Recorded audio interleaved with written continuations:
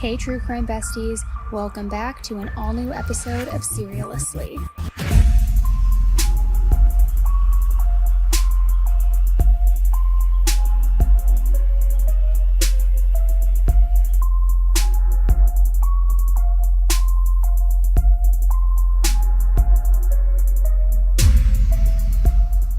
Hey everybody, welcome back to an all-new episode of Seriously with me, Annie Elise. I hope you guys are doing well today. It is like so windy outside right now. I'm wearing my sweatshirt. I'm like freezing cold, even though I have nothing to complain about. It's like 60 degrees here. I'm being such a baby. But anyway, I'm just like in my comfies and I don't even know what to say. This case, I don't even know how to tee it up because I thought I knew where it was going, okay, when I was researching it. And like, even though there were a couple twists along the way, I was like, okay, I like to consider myself like a true crime sleuth. Like, I can foreshadow who it's going to be or who's involved in this. When I tell you that when I had my big aha moment, I was like, yeah, see, I knew it. I had a feeling. Then there was like this whole other twist that came out from like a hard left. And I was like, what? Like, what? People are truly capable of this? Like, it blows your mind. And it's going to blow your mind. And as soon as I was researching, I was like, I need to talk about this case with my true crime besties. I need someone to talk about this with besides my sister because it is truly insane. With a restraining order, stalking, criminal threats, attempted assault with intent to commit. She tricked us. Now, let me set the tone for you, okay? Picture this. You're walking into your garage one night, whether you're coming home from work, from school, whatever it is, and up until now you've had, a pretty normal day. You're just arriving home. But then a few moments later, out of nowhere, you notice that somebody else is in the garage with you. And they are there because they are planning to attack you. That's what happened to Angela Diaz in 2016 in her home in Anaheim, California, which, not for nothing, that's where I went to high school. It's like a stone throw away from where I live, and it makes this whole case all the more eerier. So she arrives home and gets in the garage and notices that somebody's there to attack her. Now, after she called the cops and they came to help her, they found her covered in bruises. She had cuts and scratches all over her neck. She had been very badly beaten, and that was just the beginning. Angela told the police that somebody had in fact been harassing her for months.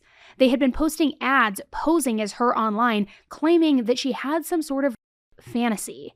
So basically, this other person online had made these fake posts and had invited strangers to come to her home and assault her. And the men who were there to attack her would believe that all of this was just totally consensual, that they were helping her, live out this kinky fantasy that she had. Now, as wild as all of that sounds, Angela knew exactly who was behind all of this, who had been setting her up, making these fake posts online, everything. She also knew why they were doing it. But to explain how she knew all of this, we need to talk a little bit about Angela, who she is and how she got here. Now, Angela was friendly and she was very well put together and worked as a lawyer. She came across like one of those people who, as soon as you meet them, you want to get to know them. You want to be around them all the time. And Angela was married to a man named Ian Diaz. Now, Ian was a deputy U.S. Marshal, which is a very serious job, okay? I mean, it means that he was responsible for things like enforcing federal laws, tracking down fugitives, handling all sorts of high-stakes situations. It definitely wasn't your normal average 9-to-5 job. It came with a lot of pressure and also a lot of risk. And it definitely isn't a job for the faint of heart. So when Ian met Angela, they hit it off right away. At the time, he was living in a condo that he owned in Anaheim, and things between them moved super quickly. I mean, just a month after they began dating, they ended up getting engaged. And before you know it, Angela had moved in with him into that condo. Then they got married and they started building their lives together. And from the outside, it looked like they were just your typical couple with big dreams for their future.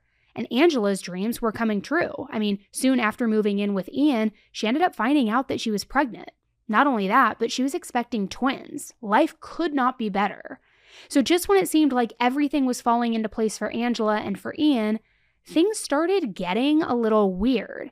And it all started with some weird emails. And when I say they were getting weird emails, that actually might be understating it. And I'm just going to read some of these out loud because I don't think that you really get the full impact unless you hear the actual words from these emails. So here's part of one. I hope you are scared of death tomorrow. Be prepared. Don't sleep. Be watchful of the daughters of God. We will steal your child and we will watch as it dies. He is using you for everything. Don't you see this? He is obsessed with me. I am his treasure princess. You are nothing. Watch your back tomorrow. Now, as if that's not unsettling and unnerving enough, right?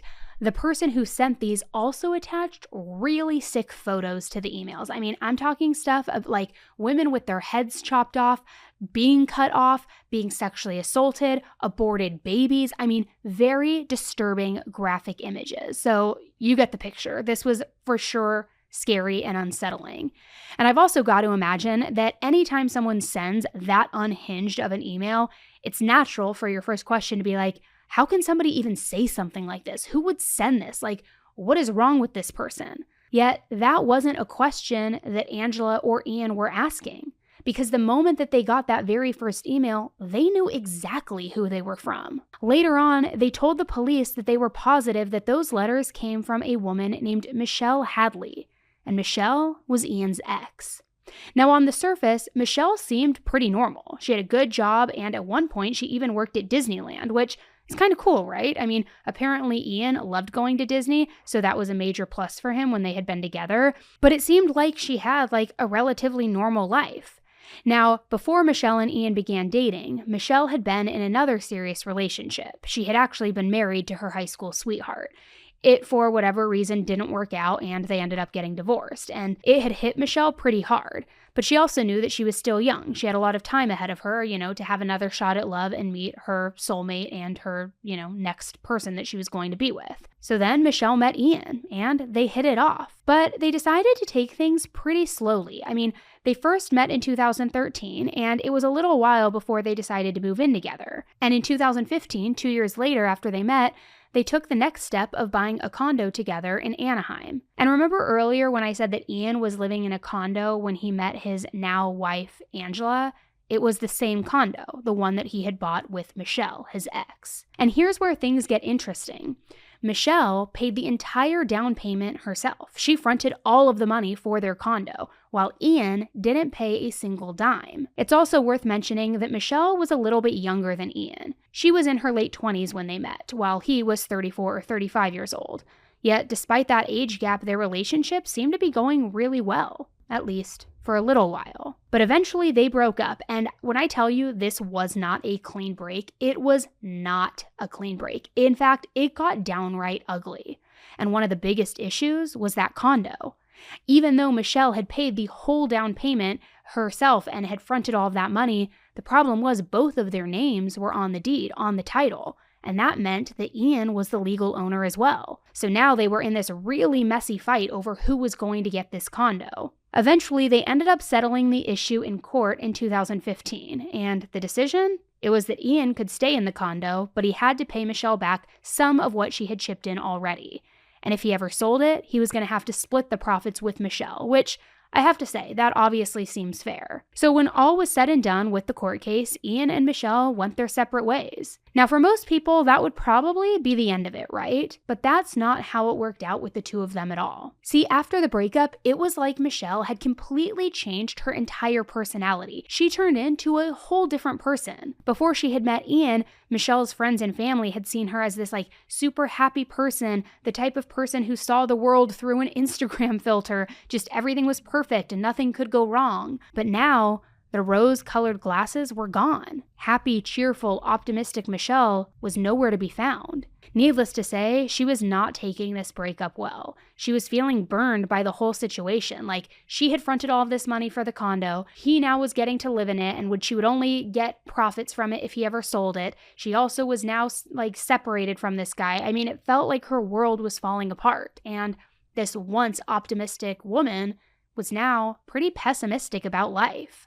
and I guess you could even argue downright angry. So at one point, Michelle had sent Ian a couple of emails just to let him know how she was feeling and also what she hoped would happen to him. Now, these were some very strongly worded emails, and they also kind of had this odd-sounding religious undertone to them that was really intense, which, let me read them to you. Your sins are many, including defiling me and my family with your wicked and evil sexual acts, your financial coercion and irresponsibility, your gluttony, your greed, your lust, your sloth, your wrath, your envy, and most of all, your pride. I will bring the full force of the law and to the word of God against you to judge you. Again, kind of bizarre and would definitely make me pause and be like, what's going on? Who would write something like this? But as for Ian, he was kind of just left scratching his head when he got these, feeling like, what the heck does our mortgage have to do with the Bible? And these emails didn't stop there. Here's another one. Your end will come and you will relinquish the keys to the earth. Earth is mine, and the title deed to earth belongs to me. There will be no resolution outside of court unless you are willing to bow before the Lord your God. If you are not, then prepare yourself, Satan. So let it be written, so let it be done. Please explain to your real estate attorney that God's law is above all laws. Prepare yourself and prepare your army.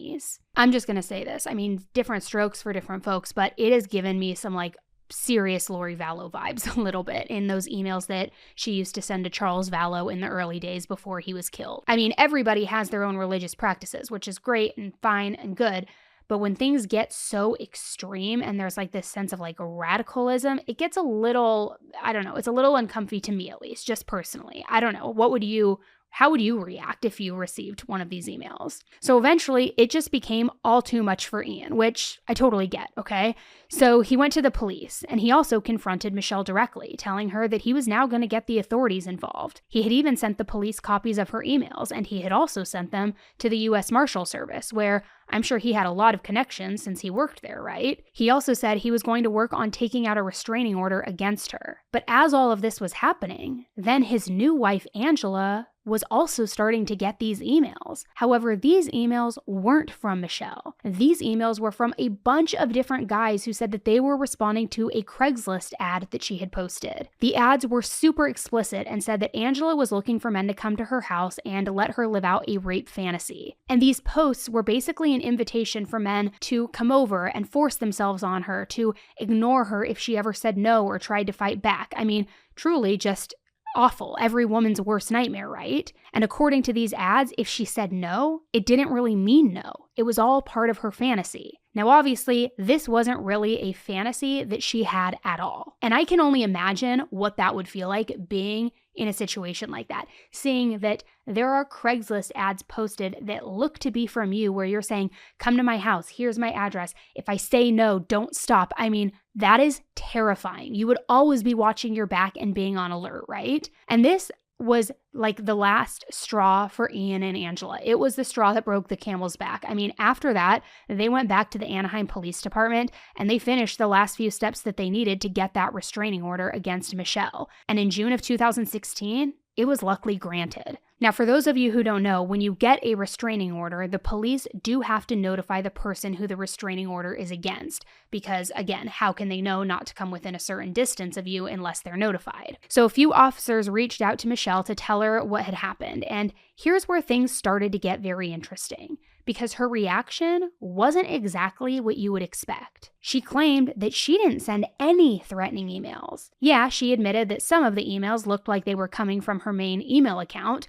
but she insisted that she wasn't the one writing them. In fact, she seemed totally shocked at the language in them. Michelle also said that she had started getting those login alerts from Google, you know, the kind where they pop up on your phone if somebody's trying to access your account from a new device. And she said that she was getting these alerts like somebody was trying to hack into her account. She said the same thing about those Craigslist posts. Apparently, someone had used her email address to put at least one of those posts up. And we know that whoever did it also used Angela's email address at some point, since she was getting responses directly to her inbox. But someone had put one of those ads up using Michelle's address too. And I don't know if any of you guys have ever posted anything on Craigslist, but basically when you do, if you sign up for something or sign up to do a post or whatever, you get this automatic confirmation email. And to hear Michelle tell it, she just signed into her email one day and saw this automatic reply saying that she had gone onto Craigslist and asked men to assault Angela as part of this greater fantasy. And according to Michelle, she said that was really upsetting and very disturbing because she hadn't done anything like that. Apparently, she even reported the posts and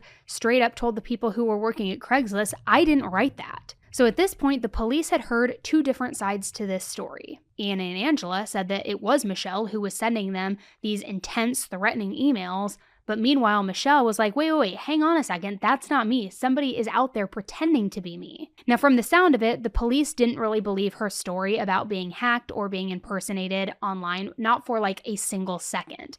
I mean, I'll be honest, how many times have I covered a case where someone gets caught harassing someone and then later pretends it was somebody else who broke into their account, right? It's the number one go-to excuse for all kinds of creepy, nasty people. So the police didn't listen to her excuses and they pretty much didn't give her the time of day. They just said, this restraining order is going to stay in place and now you've been formally notified. So that's that. Stay away from them. And the hopes in these kinds of situations is always that once you file a restraining order, the person who has been harassing you will kind of back off, right? They'll be a little bit spooked. You've put them on notice. They know that you know what they're doing and you're not going to take it anymore. I mean, in theory, that's what we hope happens. And for a month or so, that's how Ian and Angela felt. They didn't get any more disturbing emails. They didn't hear from Michelle at all. But then that's when things took a seriously terrifying turn. Angela was heading back to the condo on the evening of June 24th, 2016. As she later told the police, she was walking into the garage, the garage for the condo that Michelle had bought with Ian,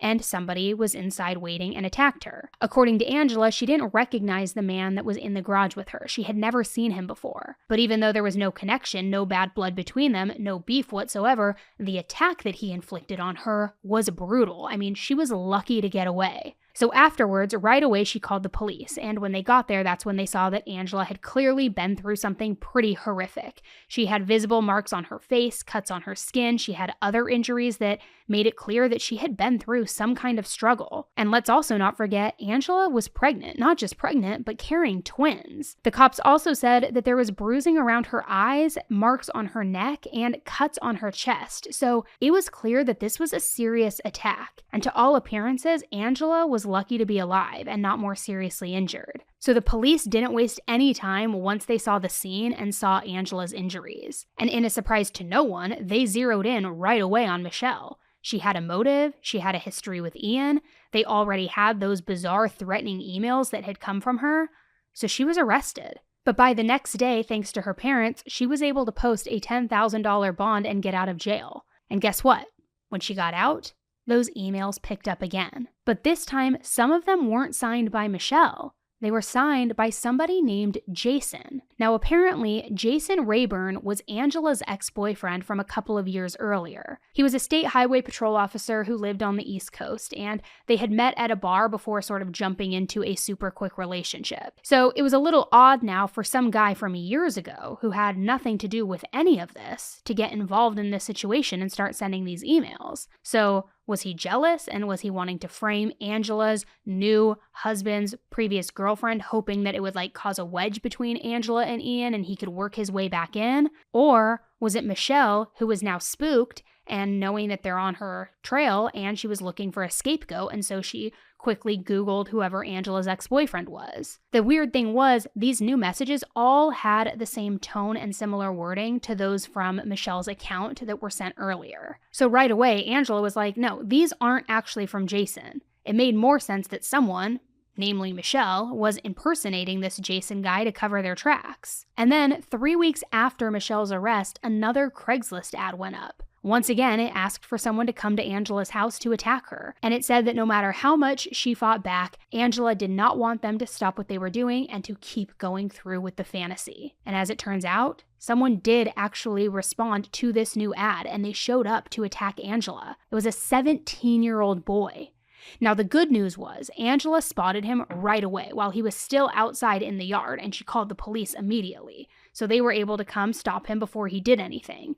And of course, this 17-year-old kid, he had no idea that these ads that had been posted were posted by somebody else, or that he was like caught up in this messed up situation. I couldn't find any record either of him being charged with anything, and I'm guessing he wasn't because he was a minor. I don't know. But also, so far as he knew, he wasn't doing anything wrong. He was just responding to this like kinky Craigslist ad. However, I've got to imagine that this whole situation might have like spooked him a little bit and might have left him feeling like in the future he would have to be a lot more careful about who he's trying to hook up with or what kind of ads he's answering on the internet. I mean, I hope so at least. So after this, the very next day on July 14th, Michelle was once again arrested for attempted sexual assault. Now, even though Michelle hadn't attacked Angela herself, the evidence told a pretty clear story. She was the one who set everything into motion. She was responsible for the attempt, even though it was a 17-year-old kid who was doing her dirty work for her. The police also claimed that she posed a serious threat to public safety, especially with Angela being pregnant with twins. They weren't taking any chances, and I don't blame them. And Ms. Hadley was charged in a felony complaint with stalking with a restraining order, stalking, criminal threats, attempted assault with intent to commit during a residential burglary, violating a protective order, and a crime bail crime enhancement. These charges carried a maximum sentence of life in prison. It can take months for us to get an IP address back, particularly if the company doesn't believe it's an emergency. As the DA mentioned, we tried to do those emergency search warrants, but when those were coming back blocked through virtual private networks and third-party proxies. So we didn't have that information. And we had to then go through and unwind all of that stuff. And so we may have to serve a search warrant on several different companies. All of those take weeks to months to get back to us. So now with charges like that, Michelle's bail was set at $1 million. And that's not exactly the kind of money you can just pull out of your back pocket, right? Even with help from your parents. So obviously the hope now was that she was going to finally leave Angela and Ian alone for good. If she couldn't get out of jail, she couldn't post any more disturbing ads online, she couldn't email them, and hopefully everything would get under control. But still, even after all of the emails and all of the Craigslist posts and now 2 arrests, Michelle still said she was innocent, completely innocent. According to her, she never sent Angela a single email, not a threatening one or otherwise. She had no reason to talk to her at all. Apparently, Michelle's family thought she was innocent too, and they wanted to do what they could do to help her, but they didn't really have many options, so they gave her a choice. They said, we can either bail you out, or you can get a really good lawyer, but we can't afford to do both. And meanwhile, the media coverage was just shredding Michelle to pieces. So Michelle knew that a short-term solution like getting out on bail wouldn't help. Even if she paid the bond amount and got out, everybody hated her, and she still was going to have to face the court system. And like I said, the public had turned on her. Everybody thought she was this criminal mastermind who was setting up her ex's new wife to be attacked in a sexual way. There was no way that she was going to be able to live a normal life with that hanging over her head. So she made the decision. She told her parents to skip the bail and to get a lawyer instead, which I have to say was probably a smart move on her part considering how serious these charges were. Now, as a random side note, Michelle was lucky and did not get a scary cellmate. In fact, she was staying with an elderly woman who she became very close with over time. The woman was in jail on kidnapping charges, and I wish I knew more about her backstory, but that's really all I know. But all to say that it makes sense that Michelle was making friends, making connections on the inside, because it looked like she was going to be in there for a long time. Meanwhile, the police were about to learn a lot more about Angela. Now let's talk about Angela's ex, Jason. You'll remember, he was also apparently sending her weird emails. He was the one who lived on the East Coast, but then after the first arrest, the emails started being signed from him, even though they were in the same tone as Michelle's emails. And Angela was also pretty sure that those emails were not from him. So when she and Jason had been dating, it started out like a lot of relationships. They realized that they had a lot in common and things moved very, very fast. But to be fair, there was a reason for things to move so fast between them, because Angela didn't feel like she had any time to waste. Early on, not long after they started dating, Angela confided in Jason that she had been diagnosed with cervical cancer. She was very sick and she was not in a state to take care of herself. So because of that, she and Jason decided to move in together. It wasn't necessarily a case where they said, hey, we've been together for a while, let's take things to the next level, but it was more of a situation where Angela literally couldn't be on her own anymore. So this new guy who really cared about her decided to step up. And I mean, Jason actually seemed like a really nice guy. He even had had a special needs son, which that would have been a lot of work for him to take on even without Angela in the picture, but he made room for her in his life as well. Now, right before her treatments were supposed to get started, Angela made the brave decision to shave her head herself. And according to her friend at the time, someone named Mary, Angela tried to be this happy, upbeat person that she had been before because she didn't want this serious illness now getting in the way of that or stopping her from living her best life. So she decided, I'm going to just take things into my own hands. I'm not going to wait for the medication to make my hair fall out. I'm going to shave my head myself, and I'm going to kick cancer's ass, basically. But here's where things started to get weird. Even though she was in the middle of chemo, which can be so incredibly intense and hard on your body, Angela didn't seem to be making the kind of lifestyle changes that you might expect. She was still drinking wine, she was eating sugary foods, she had none of that loss of appetite or severe fatigue that people usually go through. And of course, everyone's body is different and people are allowed to process things however they need.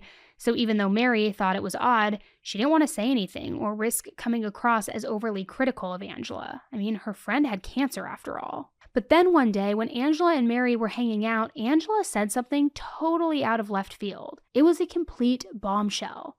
Angela said that Jason had been abusing her. Now, something about that statement didn't sit right with Mary. I'm not sure what exactly it was that tipped her off and had her feeling like she couldn't believe Angela, especially because the sad truth is there are a lot of guys who seem nice in public but are violent and dangerous behind closed doors. But for whatever reason, she kind of had a little bit of pause and hesitation with this. It doesn't sound like there was anything specific in Angela's story that was automatically a red flag, but between the alleged violence and the fact that Angela didn't act the way that Mary would expect a cancer patient to act, Mary was starting to wonder if, for some reason, Angela wasn't being totally honest with her about what was going on in her life. Certain pieces of the puzzle just weren't fitting. It also didn't help that not long after Angela shaved her head, her hair began growing back, and it was growing back super quickly. Now, I am absolutely not a cancer expert, okay? But I Googled this to check. I fact-checked it a little bit, and apparently it usually doesn't grow back until after chemo ends. Sometimes it can even take up to 12 months or more.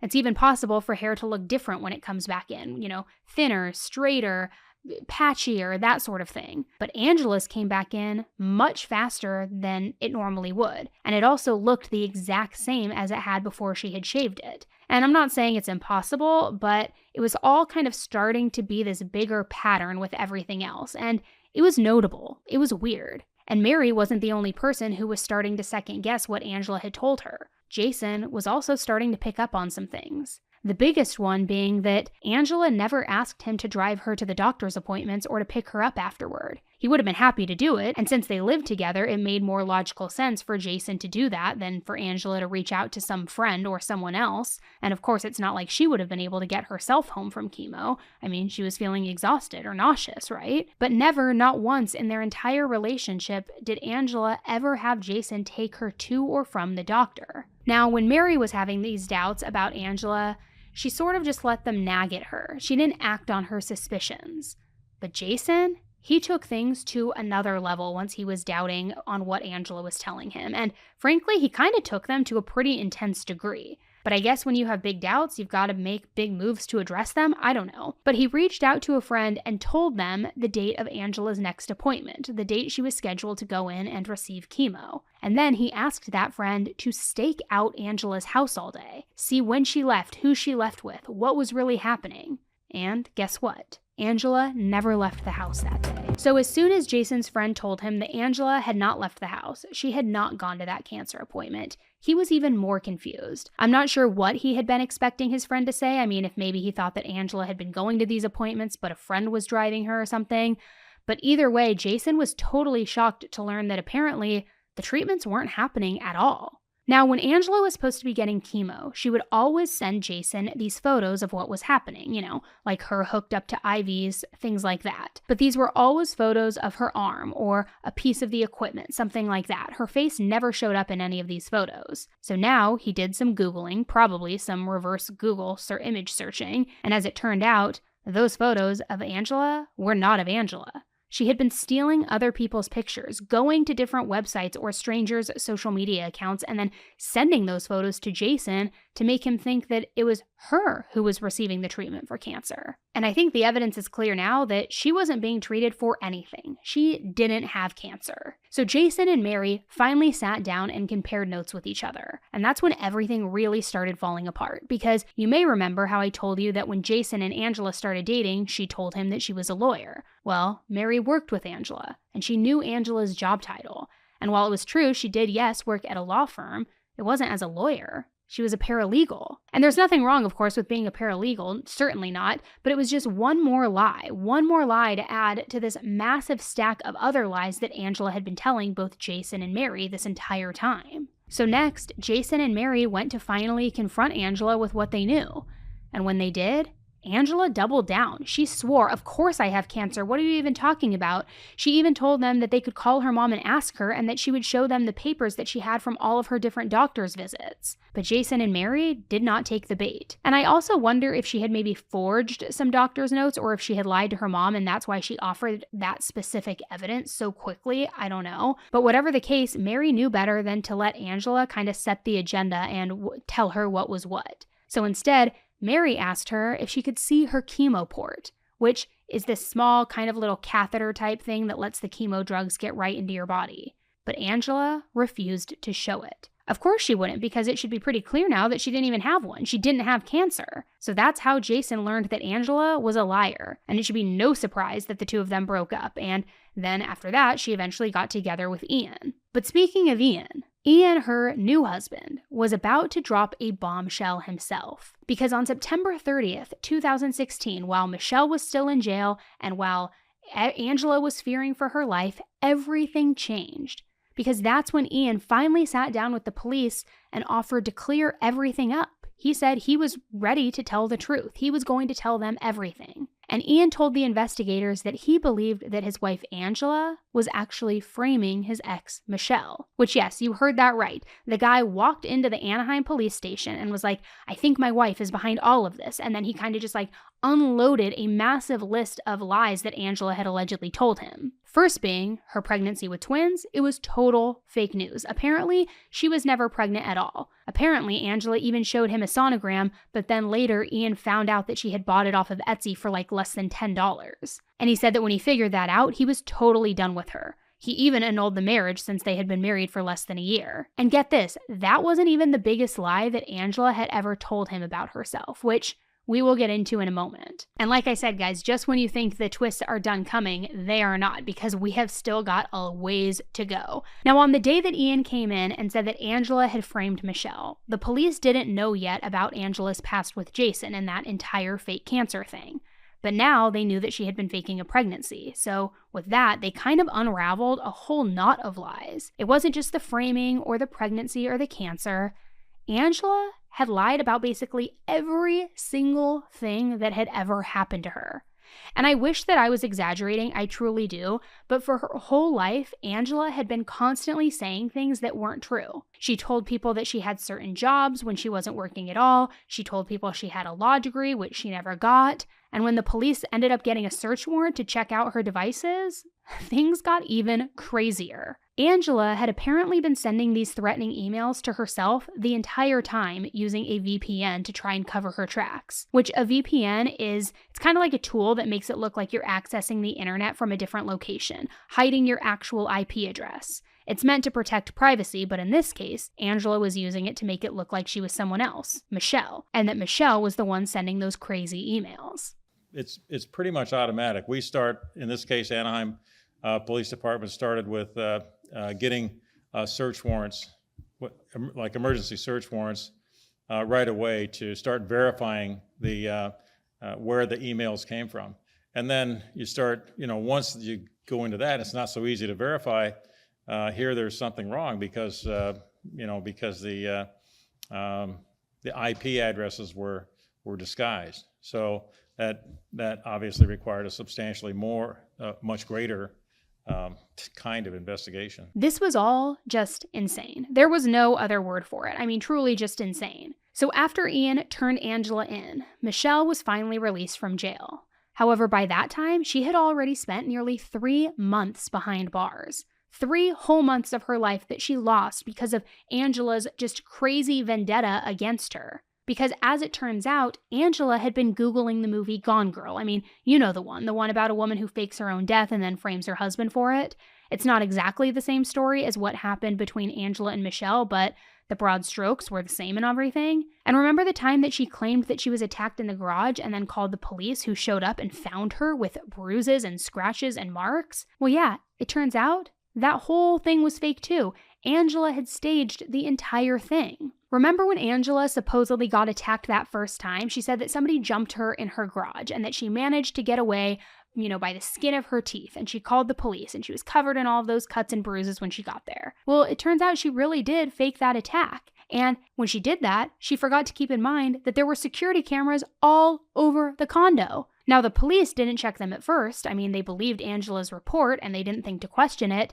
But now, after her husband Ian gave that statement and said that she had been lying about everything, they decided to go back and review that footage. There was no sign of anyone coming in or out of the house except for Angela. No one broke in, no one tried to assault her, and the police didn't actually see how she got all of those injuries either, but their assumption was that she had done it to herself. Now, the second time around, when the 17-year-old boy showed up, that probably was real. He was an actual person. And the police talked to him, he was on the security cameras, all of those things, but the officials knew that the only reason he came to the house is because he had seen that Craigslist ad. He thought that Angela wanted to hook up with him. And as we now know, Angela did in fact lure him in, even if later she said that it was something that Michelle had done to her. It was really her who set that trap. It's also worth noting that this teenager never laid a hand on Angela. She saw him approaching before he even got anywhere near the house, and then that's when she called 911, and that's when the cops got there. He was still in the yard, and that's when they started talking to him. So he had never even made it inside. So she was never in any real danger from him whatsoever. Now, with all of these lies kind of like coming to the surface, the biggest question was, why? What the hell was Angela's motive for all of this? Well, when the police searched Angela's computer, they found 2 Word documents. One was titled The Angela Diaz Story, and the other was Daughters of God, The Angela Diaz Story. And these 2 documents, guys, they were movie pitches. As in, she wanted to have her own Lifetime movie. She literally staged all of this, sent another woman to jail, all of this complex craziness so that she could be famous. Now, guys, that's not the twist I was talking about either. Just you wait, because we're going to get there. Now, in all fairness, aside from the Lifetime movie, it does sound like she did have one other motive. It's still not a good motive. I mean, what would be in this awful situation? But it was at least a little bit more understandable, something a little easier to wrap your head around. And it all stemmed from that dispute between Michelle and Ian over that condo, the condo that Michelle had purchased. Ian was desperate to stay in it, but he couldn't afford to. The terms that they had settled in court also meant that Ian would have to pay the entire outstanding mortgage, the amount that hadn't been paid off yet. And he'd also have to pay Michelle back for some of what she already paid. But if Michelle was in jail, or say in prison, she couldn't come after him for any of that money. So once Ian and Angela were then living in that condo together, they kind of both were in agreement that they didn't want to lose their home or move out. So because of that, the natural conclusion to them was they needed to get rid of Michelle, which is why Angela pulled off what she thought was going to be the perfect crime. Instead, after months of police investigations, the truth finally caught up to her. So on January 6th, 2017, Angela was arrested and finally charged with 10 felony charges and 22 misdemeanor charges, including a kidnapping charge. I'm here to announce the filing of a felony complaint against Angela Marie Diaz by the Orange County District Attorney's Office. The charges include numerous felony charges, including 2 counts of kidnapping, 2 counts of false imprisonment, perjury, 2 counts of forgery, 2 counts of possession of a forged instrument, grand theft, 1 misdemeanor count of filing a false report with an agency, and 21 misdemeanor counts of filing false police reports. As important as the filing of charges against Ms. Diaz is, the dismissal of the previous complaint and the exoneration of Michelle Suzanne Hadley is every bit as important. I wanted to make sure, however, that Ms. Hadley is cleared in every possible way, in the courtroom and in the court of public opinion. It needs to be made clear in the media and in cyberspace. Ms. Hadley is an innocent victim of a diabolical scheme. The kidnapping charge is based on Angela Diaz's her activity in getting Ms. Hadley arrested, and the police are actually operating as her agent, in a sense, or they're operating because of her. She's causing them to make the arrest and to take her to jail. So that's essentially it. That's what it's based on. Later that year, Angela went to court, and she eventually pleaded guilty to all of it. And somehow, get this, she was only sentenced to 5 years. That's right, 5 years. I truly do not get that. And that was in 2017, if you remember, which means that the 5 years have gone by, and this woman is now out there and free, the mastermind behind this whole thing. And the fact that she lived in Anaheim freaks me out. Don't come for me, Angela. Don't come for me. 31-year-old Angela Diaz is accused of 10 serious felony crimes in a scheme to get her husband's ex in big trouble. Prosecutors say Diaz placed disgusting sexual posts and threats online while pretending to be Diaz. She then reported Diaz to police, who arrested her. Police say it was a sophisticated plot with fake IP addresses and special software. She tricked us. So we had all the evidence that we had at that point pointed at Ms. Hadley. But as we found out, it now appears that Angela Diaz was the one behind everything. Michelle Hadley was cleared of all charges on Monday. Well, that's not exactly the end of the story, because it is not nearly the end of what was really going down in this situation. So what about Angela's former husband, Ian? Well, the police and Michelle both think that he knew way more than what he let on when he went to the investigators and turned on Angela and turned on his wife. In fact, to all appearances, he was in on the scheme right up until he turned on his wife. Remember earlier how I said that Michelle thought that somebody hacked her email to send those threatening emails to Angela? Well, it turns out she was half right. The truth was that Ian had created new email accounts in Michelle's name, and then he was the one who sent those emails to Angela for Angela to receive. And this is how crazy this case is, because apparently he and Angela even created an email account which they claimed Michelle had created to impersonate Ian. So in reality, it was Ian impersonating Michelle impersonating him. I mean, it's like you need a Venn diagram and like a flowchart to keep track of all of this. And get this, Ian was also the one who posted on Craigslist all of those ads asking men to come over and attack his wife, his pregnant wife. He was the one posting those. So in 2023, he was also sentenced to over 10 years for cyberstalking, conspiracy to commit cyberstalking, perjury, and obstruction of justice. Which, I gotta just say, the fact that he got a bigger sentence than Angela, she only got 5 years, I don't know if that really equates. I don't know how I feel about that, and I'm curious to know your thoughts. But honestly, it probably shouldn't be all that surprising that Ian was in on this, especially when you hear about his history with Michelle and what their relationship was like before they broke up, because the details are disgusting. Now, at first, it seemed pretty good, kind of like dreamy, actually. Just after a couple of dates, they were apparently in love with each other. Eventually, Ian proposed to Michelle, and to do it, he took her to New York City. He got down on one knee right in front of Rockefeller Center, in front of that Christmas tree. I mean, just insanely beautiful, insanely romantic. Then, they moved in together, as we know, and sometime after that, in 2014, Ian started to get a little weird.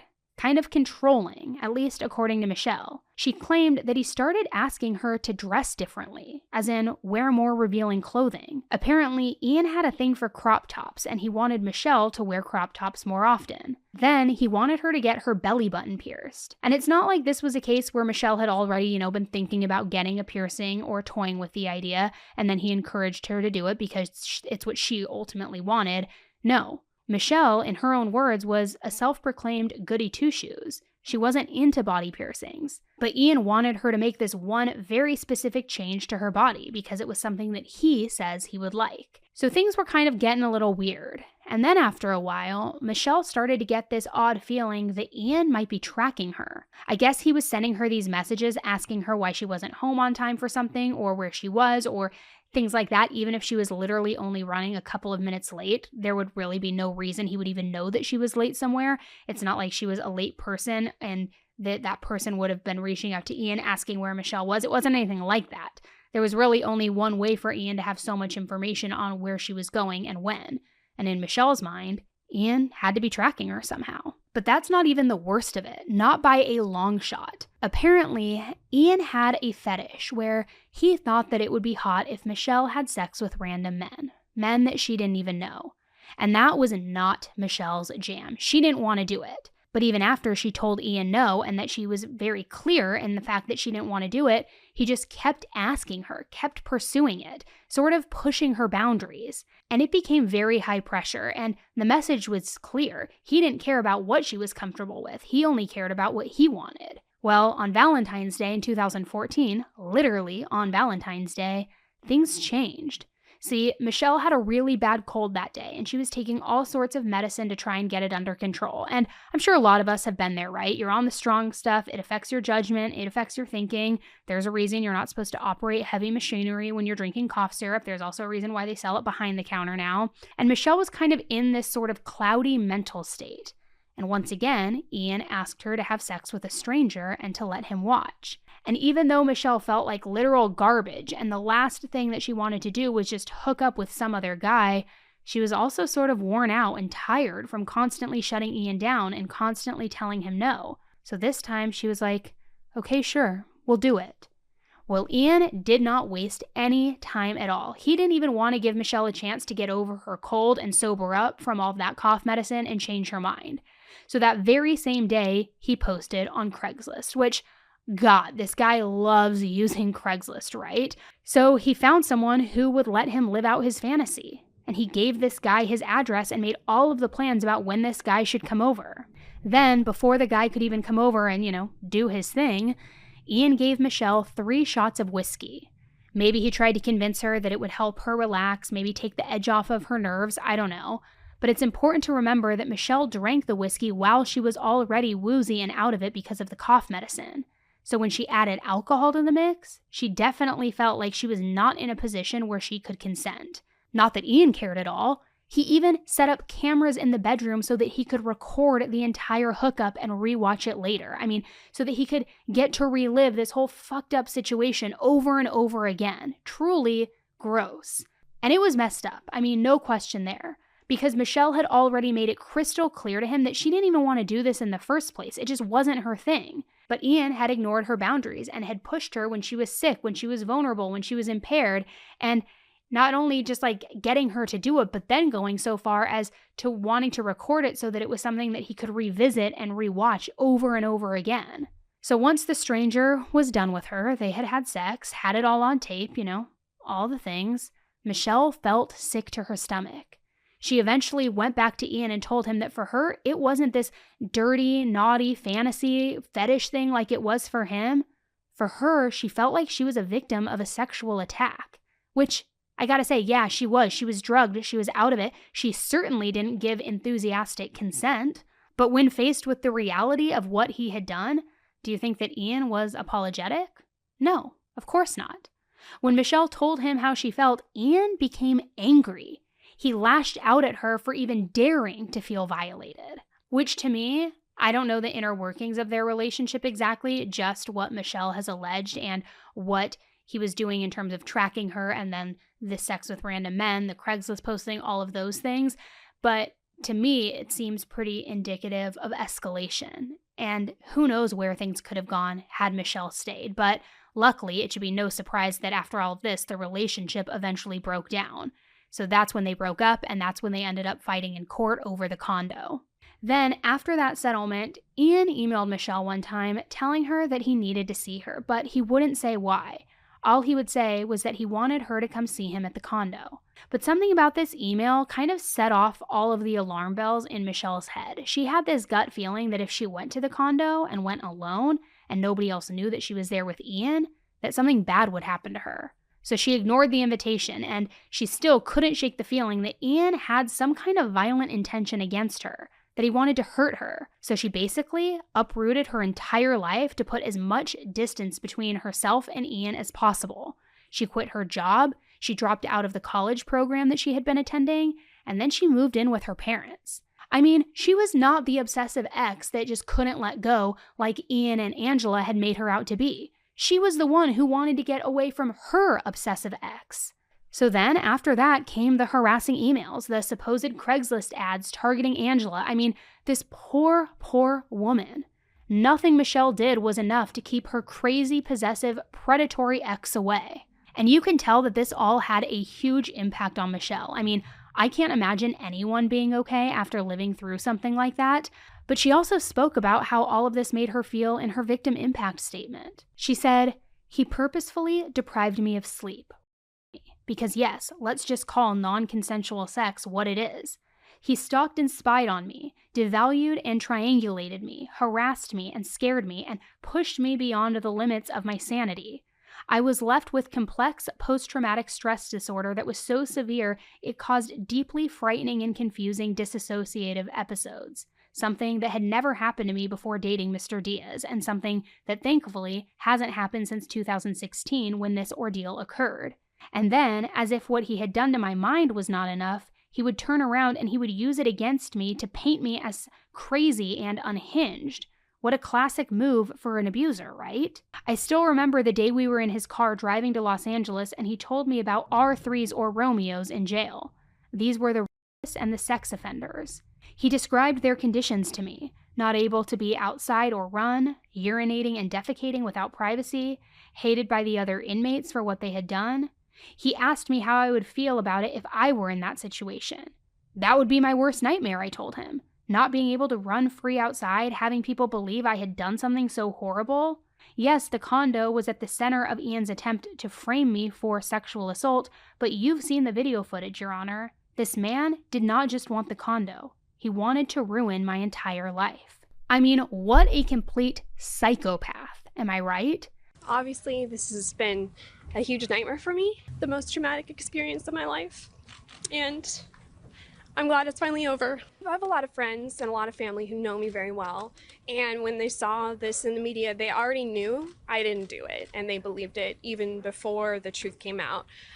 So I think as far as my close circle, it's not going to be hard to rebuild my reputation, and I'm hoping that it just grows from there. And after all of this, I really hope that Michelle is doing okay, because what she went through was unreal. In late 2018, she filed a lawsuit against the city of Anaheim and also a few of its police officers, because according to her, they should have seen right from the get-go that she was being framed.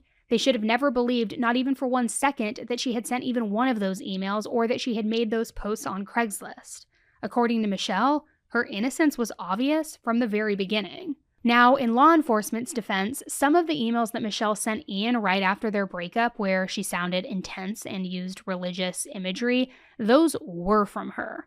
We talked about them near the beginning of this episode, and Michelle says, sure, she used more forceful language in those emails than she normally would, but the fake emails had a completely different tone. And let's talk about the Craigslist posts, the ones about Angela's supposed fantasy. When you post on Craigslist, you have to give an email address, and the email that the poster used in several of these ads was Ian's. It wasn't Michelle's.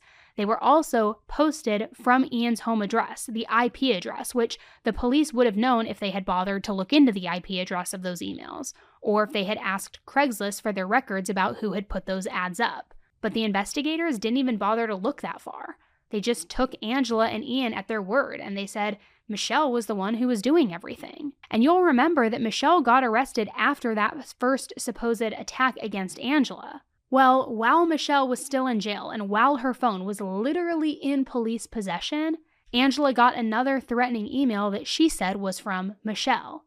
There was also a new ad that was posted on Craigslist during that time. Now, obviously, Michelle didn't have any way of sending that stuff from a jail cell when her phone was literally with the police officers investigating the case. But once again, the police just believed Angela when she said that Michelle was still harassing her, even though it was literally impossible for Michelle to do that. I mean, Angela and Ian did a terrible job of covering their tracks, and it's honestly a little bit funny, or it would be if this story wasn't so disturbing. But they went to the effort of setting up a VPN, crafting this huge elaborate lie, and then they were emailing themselves and posting on Craigslist while Michelle was behind bars, literally incapable of doing anything to them. It makes no sense. The aha moment for us is in about September, we started getting a couple of these IP addresses back, and we realized that they were returning to Ms. Diaz's condo. At that point, we realized, okay, we have something wrong here. And our investigation really stepped up and went into overdrive at that point.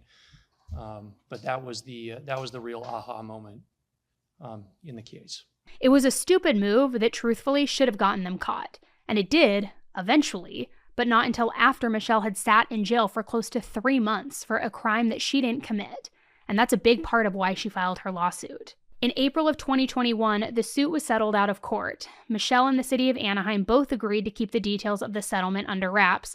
But I gotta say, after all that she went through and some pretty clear missteps from the police, my hope is that she came away with plenty of cash. I mean, she deserves it. She tricked us. So we had all the evidence that we had at that point pointed at Ms. Hadley. But as we found out, it now appears that Angela Diaz was the one behind everything. The Anaheim Police Department didn't really take a ton of ownership for their wrongdoing here, but they did release a statement that said, "We believe our actions were appropriate based on the evidence that was known to us at the time. In addition, it was the persistent efforts of the detectives who ultimately uncovered the truth that led to Michelle's exoneration." Which I gotta just say, no, it was actually not the detectives and their persistent efforts that led to the whole, conclusion and drum roll, everybody knows what the truth is. It was Ian giving them Angela right there on a silver platter, turning on his wife, probably trying to save himself, but that's what cracked this whole case wide open. Not your persistent work. It was him literally coming to you saying, "I'm ready to tell you the truth." It was Angela. And that's what untangled everything. I mean, give me a break. I don't know. I know that this one was for sure a wild one today. So I know it got a little confusing there for a minute, but I appreciate you sticking with me. I am just thankful that Michelle is away from these two nut jobs and hopefully happy, living safe, living, her best version of her life. But the fact that Angela is already out and the fact that Ian will be out in just a couple of years, that scares me. They are like two diabolical humans to me. And who knows if they'll end up getting back together or if they'll just prey on new people. Maybe Angela already has. I don't know. But it's literally in my backyard here, and that kind of freaks me out a little bit. So thank you guys so much for tuning in. I will be back on the mic with you on Thursday, where we are going to go through all of the headlines of what's going on this week in the true crime world. And then I'll be back on the mic with you Monday morning with an all-new deep dive into a case. So thank you so much for tuning in. Until the next one, stay safe. Do not use Craigslist. Just don't do it. And I don't know, don't lie. Don't be a psychopath. That's all I got. That's all I got, guys. All right, take care and stay safe. Bye.